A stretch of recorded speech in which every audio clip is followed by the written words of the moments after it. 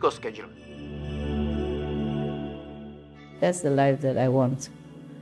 And I always love that kind of life. That's the happiest time of my life. That reminds of the poem On a Riverbank. Yeah, I also sat on the riverbank. That's where the poem came from, the song came from. Also another one I made for the Buddha birthday, also on the Ganges River. Yeah, these poems are real, real scenery. Yeah. I really love to have that kind of life. Please continue watching to find out more. Supreme Master Ching Hai's lectures are not a complete meditation instruction. Please do not try alone. For free of charge guidance, please visit godsdirectcontact.org or contact any of our centers near you.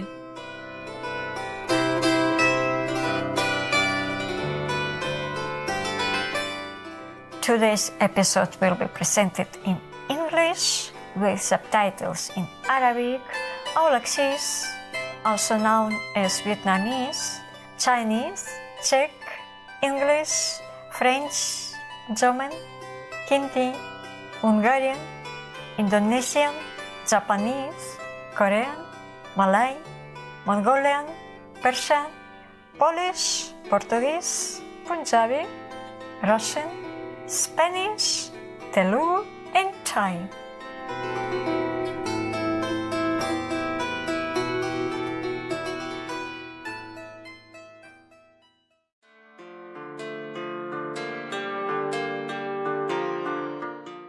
Найдобріші привітання, освічені глядачі. Мене звуть Сонечко, я з Києва, з барвистої України.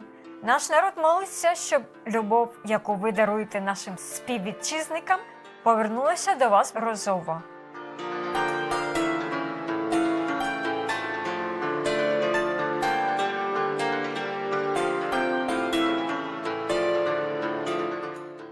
Україна є другою за величиною країною в Європі.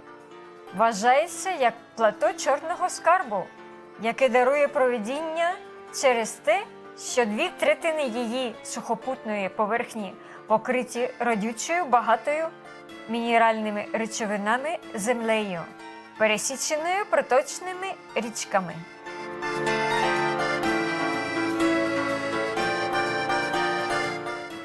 Як одна з найбагатших харчових кошиків Європи, Україна є одним з найбільших у світі виробників соняшника, а також виробляє широкий асортимент сільськогосподарських культур, вкладаючи кукурудзу, пшеницю, цукровий буряк, ячмінь та сою.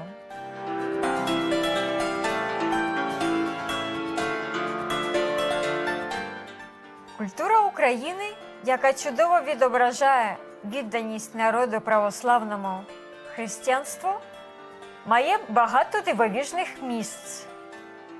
Наприклад, в Україні є свої 7 див, таких як велична Києво-Печерська лавра, також відома як Печерський монастир, вражаючий Софійський собор та острів Хортиця.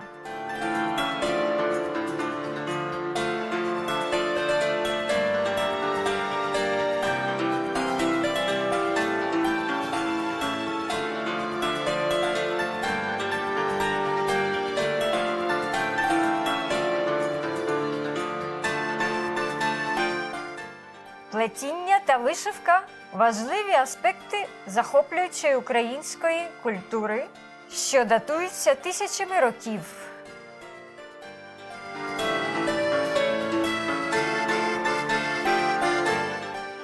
Більше того, музичних фестивалів та заходів, які подобаються на будь-який смак в Україні, є багато і проходять протягом усього літа.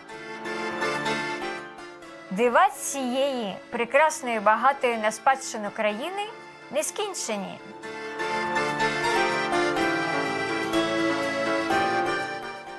Ми в захваті поділитися поглядом на нашу заповітну Україну з вами, благословенні глядачі. Ми молимось, щоб небеса наповнили ваші дні божественною славою та гармонією.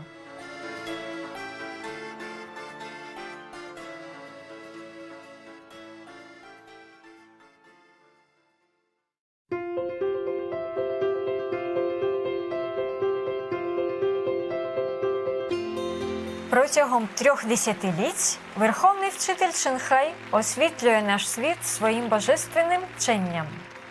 Повністю освічена майстер, вона надає метод медитації Куан-Інь тим, хто бажає негайно відкрити Божу природу всередині і досягти за одне життя вічного звільнення від циклу трансміграції. Метод Куан-Інь практикували усі освічені майстри, такі як почесний Всесвіту, заслужений Будда Шак'ямуні, богоподібний Син Божий Ісус Христос, велетенський майстер, філософ Конфуцій, Господь Кришна, почесний майстер і філософ Лао Цзи, прославлений лорд Махавіра, улюблений пророк Мухаммед, мир йому, перший сихівський гуру Шрі Гуру Нанак, Девджі та багато інших. Вона підкреслює, що якщо ми завжди пам'ятаємо Бога, надаємо самовіддане служіння іншим і дотримуємося законів Всесвіту, ми досягнемо свого найвищого потенціалу як людей і по-справжньому зрозуміємо наше призначення на землі. Верховний Вчитель Чен-Хай – надзвичайний живий приклад співчуття, регулярно надсилаючи матеріальну та фінансову допомогу, а також любов біженцям, бездомним, жертвам стихійного лиха та іншим, хто потребує допомоги.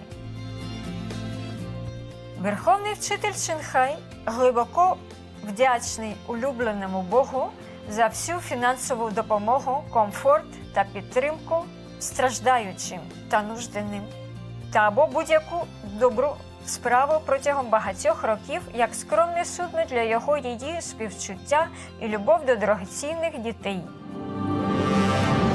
Верховний Вчитель Чен-Хай з повагою дякує всім особам, організаціям, лідерам та урядам за вашу справжню, люблячу та постійну підтримку.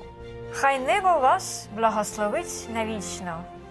Ми, члени Міжнародної асоціації Верховного Вчителя Чен-Хай, щиро вдячні вам за вашу виразну доброту, бажаючи вам всього найкращого.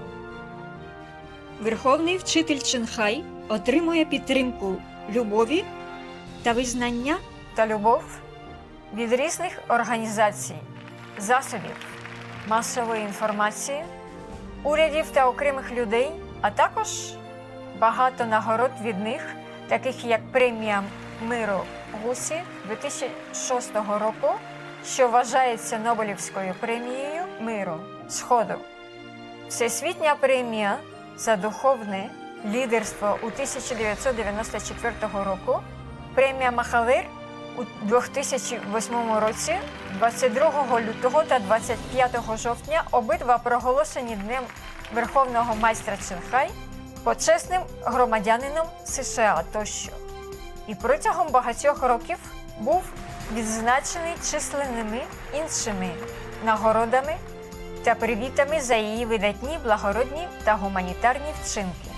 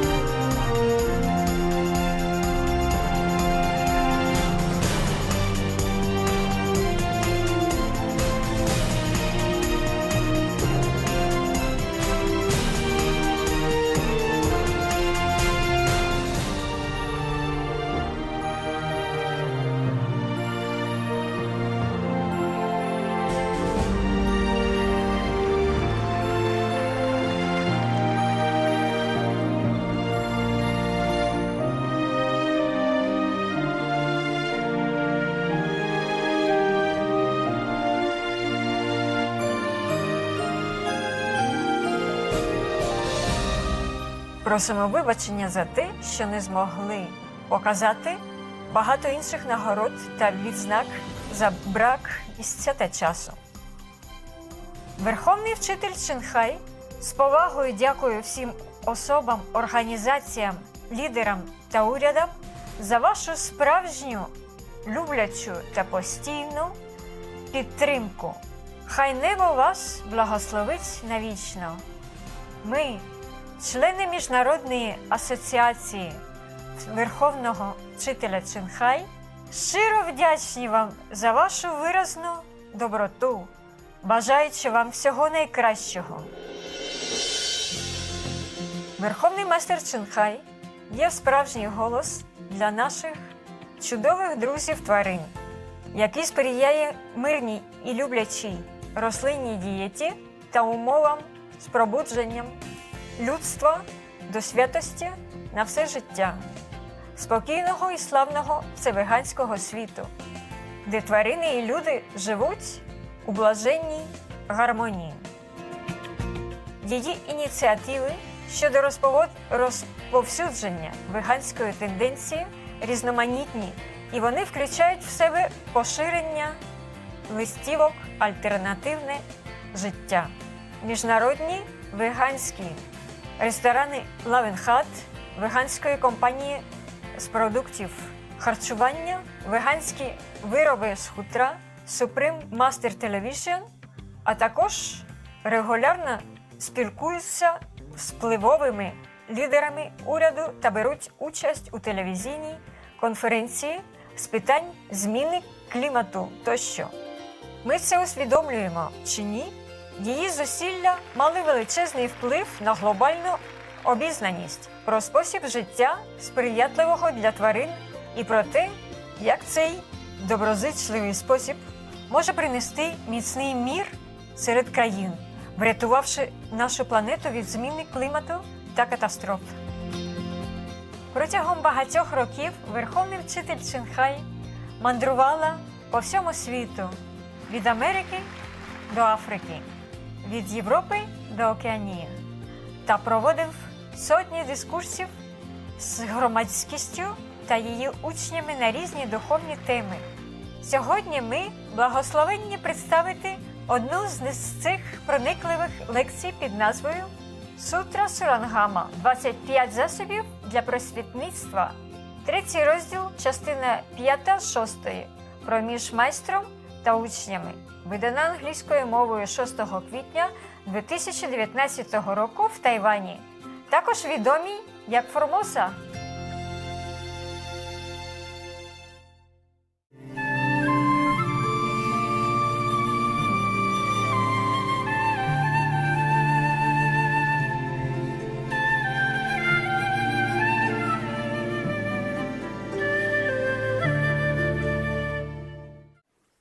Now, the contributing karma, this is a karma that people, collective karma, people around you that make trouble for you, okay? Of course, you can do that if you don't teach anybody.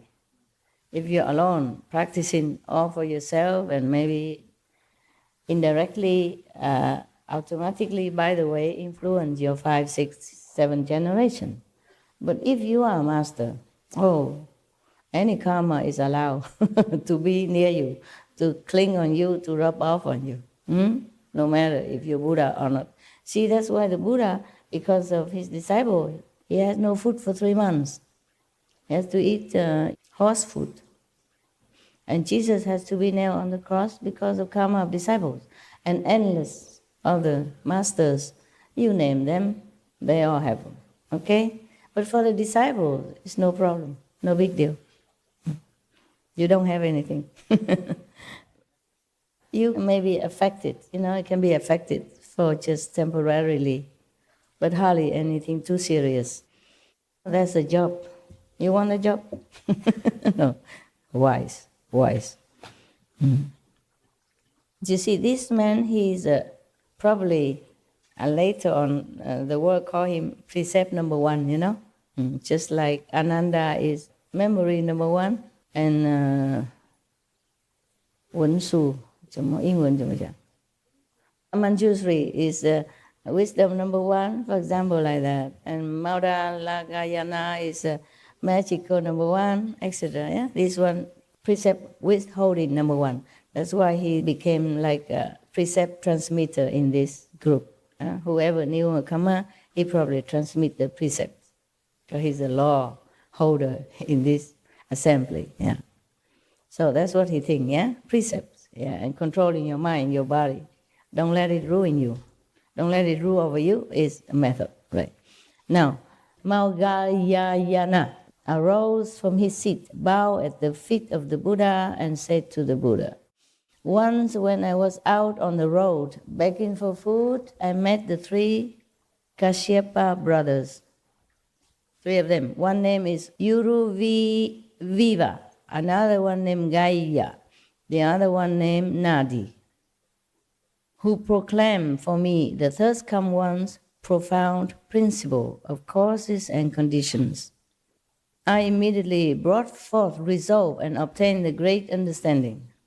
Just to hear the cause and effect, he determined to obtain a great understanding, meaning he resolved he must get enlightenment. Yeah, he resolved at that time, because sometime maybe he became a monk under the Buddha, but he has not completely determined in his mind to get enlightenment. You know, just too comfortable. Every day sit at the Buddha's feet, listening to him talking and explaining things, and the Buddha pamper, spoiling all these monks like his own children. Yeah, it's too comfortable. You know something and you feel something and you're determined to get it. It's another thing. So he know, okay, everybody should get enlightenment just like all of you do. Yes, Master, we want enlightenment, but I don't know how much you want. So only that day when he went out begging, and suddenly he listened to these three brothers, same in the house, same Buddha's monk, talking about cause and effect. Karmas, yeah. And suddenly at that time, maybe he feels scared. Suddenly it hit him that if he doesn't practice well, if he doesn't get complete enlightenment, maybe like that. Every day he took things for granted. Yeah, I have a Buddha. Buddha will save me. Just don't even think like that. Just too comfortable. Just sit there. Doing not much. Maybe don't meditate very well the way you do. You meditate better, right? Huh? How did he learn so fast after he went outside and started?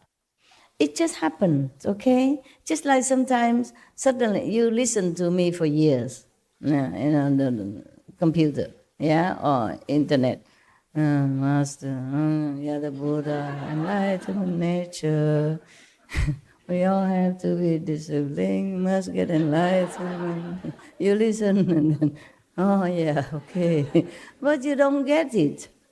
And suddenly, one day you hear one of my sentence, and then, it hit you. It brings you something that you never know before.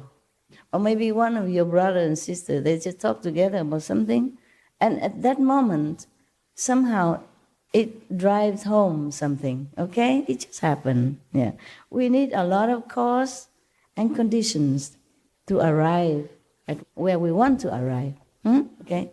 So it's just like some monks before, he listened to this and then he listened to that, or suddenly he saw this and then he awakened. Not because of the bathtub, not because of the bathhouse, not because of the water. It's just the condition ripened, and then it happened. Just like your mother keep giving you milk, and then suddenly one day, that's it, you don't need more milk. And I have practicing to ride bicycle when I was young. I keep falling, hurting my knees. And one day I just can. I thought I could not. I keep falling and the bicycle run away from you, They control you, not you control the bicycle. It doesn't go straight, it goes to anywhere. You know that when you first try the bicycle. Just one day I just can, just like that. You see? Yeah. Time, Yeah. Just time, just the right time, yes. And probably these three brothers talk to each other about the bad consequences of bad action, like you could go to hell forever or suffering forever. Just like one of the sutra, Maugalayana, one day he also had to take one of his disciples to go to see hell, see all kind of suffering, to wake him up. See that? Now these three brothers was talking probably about something very terrible that happened in hell. Maybe because they themselves saw it. That's why it makes more impressive influence on Maugalyayana. Understand? The Buddha say, okay, if you don't practice, you eat meat, you drink wine, you go to hell. And everybody knows that already, yeah? It didn't hit him until that day. Personal experience from these three brothers tell me, oh, my God, yesterday I went to hell. Not went to hell maybe, but hell was open for me to see the scene that people suffer in there, all the beings suffer in it. It's incredible. It's unbearable. And then it hit him that it's true, it really has hell. And people, beings truly suffering in there. A turning point in his life, hit him. So he became determined to pursue Buddhahood, at least enlightenment. Otherwise, he don't want to go to hell like that. Yeah. The third come one accepted me, and the kasaya was on my body, and my hair fell out by itself. After that, he came to the Buddha to want to become a monk then. Maybe he was just a lay person before, and just come and go, don't care. What for, become a monk? A monk eat one meal a day, how can I bear it? I stay at home, I still have this and that, I eat good food and still can get enlightenment. You see? The Buddha did not say that all of us have to be monks in order to have enlightenment and to reach Buddhi, so why bother, Only then it hit him and he ran to the Buddha, became monk. And the kasaya means the big robe, the most outer robe of the monk. It's like a blanket. Before, you just wrap on your shoulder. Nowadays, they make a button or something here so that it don't fall off. It's just a blanket that mostly Hindu monks still using it. They have a blanket, they carry it on their shoulder, so it's convenient, And then monks, they have it. They carry it everywhere. They can spread it on the floor to sleep. They can cover themselves, or they can cover when they take a bath in the Ganges, so they don't be too indecently exposed, or change the clothes, something like that. Finally, until this day, in some country it become like a must-have, but it doesn't have that practical function anymore. Because in India at that time you have only one inner garment, maybe another cloth or inner garment, and then outside you have this. And you cover yourself from the shoulder on down all the way to your feet when you walk. It's for distance. And also when it's too hot, you cover shorter, for men it's easy. The Hindu monk, they have that, okay? They have only maybe a short or a long cloth underneath, and they have a kasha. Some have more, maybe a t-shirt on top, saffron color or pink color, or maybe not, just this wrap around, and they use it for many things, to even filter their water.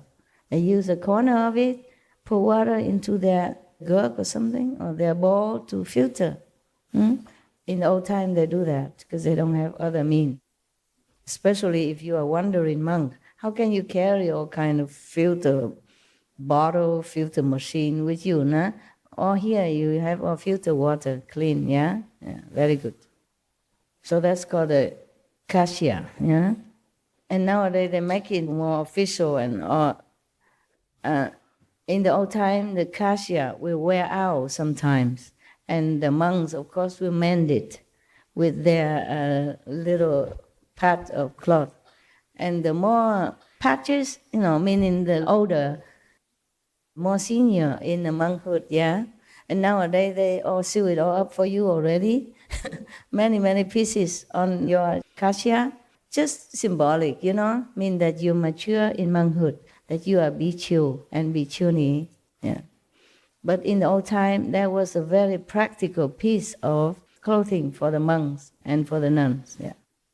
The nuns, of course, has to wear more. The monk is easy. Even just that is enough.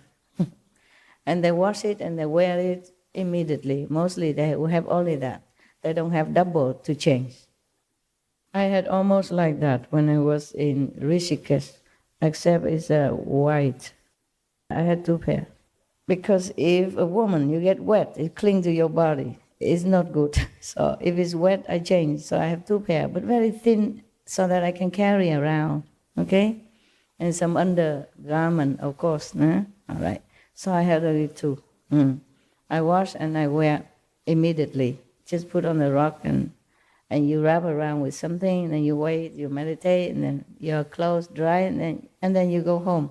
Oh, I feel very nostalgic. As long as I'm along the Ganges River, I do this thing. Yeah, I can't remember so many places I went. Yeah, that kind of life is my life. That really is my life. I was so happy. I did not even think that I'm happy or not happy. You just feel, empty of everything. You just fine. You just live your life. That's the life that I want. And I always love that kind of life. That's the happiest time of my life. That reminds of the poem On a Riverbank. Yeah, I also said On the Riverbank. And that's where the poem came from, the song came from. Also another one I made for the Buddha birthday, also on the Ganges River. Yeah, these poems are real, real scenery. Yeah. I really love to have that kind of life. You have no idea. You have no idea. You have no idea how I love that kind of life. The other day I was talking to a sister from India, and we were saying if we could organize a retreat back in Rishikesh or something. You mean me? Are you? Probably we could have worked. All of you? Yeah. I don't know if they have such a big place for you in Rishikesh. It's kind of mountainous, yeah, and some ashram are very small. There's a lot of temples. Temple, but you not for all this. Small temples, yes. Yeah. And they let you stay 3 days only. Every resting place in between or temple, 3 days you can stay. Because others can come, otherwise you keep staying there and you become owner of the temple and no other pilgrim has no place, you see? So the rule, 3 days, yes, maximum. That's very hospitable already, yeah? But I love this kind of life. I don't remember any time, even during my marriage, good marriage, would I have been so happy as that time in Rishikesh. Rishikesh is a more deep impressed because I stayed there long and alone in little mud hut, and truly lived the life that I wanted to, even though I don't have a lot of money. Every day I can afford to make my own chapati, a few, and then a cucumber or peanut butter. That's it. If I eat an extra samosa, the next day I have to to skip lunch. Yeah, it's cheap, but I didn't have a lot of money at that time. It had to last. I didn't know how long I stayed. Now I think about it, that's the happiest time ever, of my life. Happiest time. And if I could do it again now, I would be ever so happy again. I imagine that. That is for sure. I know what I want. But we don't always have what we want in life, Life takes us different path. We just accept it. That brings me to another topic. The brother asked me, just one more tent, and this one is bigger for you, Master, more comfortable, bigger, large. I said, no, I have one already, and I'm happy in it. Why have another? He said, just one more in case. I said, no, one more is too many already, because now I already have a lot of things. When I first came to the cave, I'm happy. I have only a few pair of clothes hanging on the string at the window, I don't even have where to hang. I tie the knot between one door and one window to make it like a triangle, empty spot, so I can hang a few pair of clothes. Yeah, and I intended to live like that.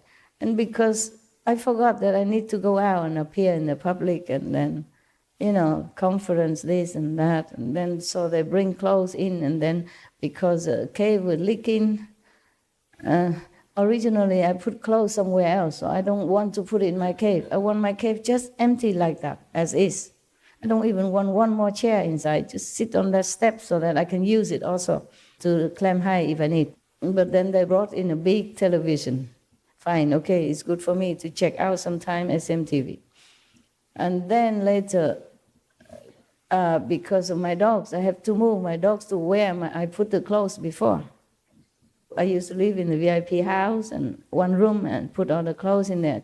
That was temporarily during the first retreat. I don't want to stay there. I didn't want to.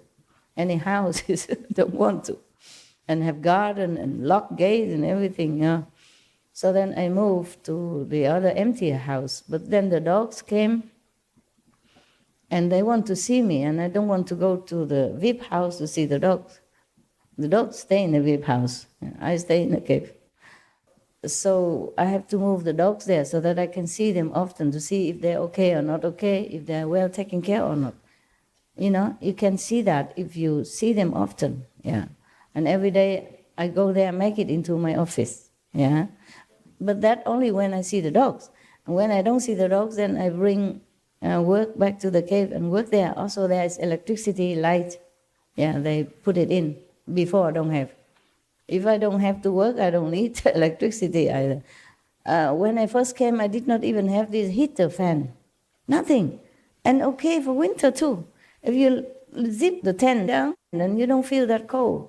Just a little bit more clothes or more blanket, yeah.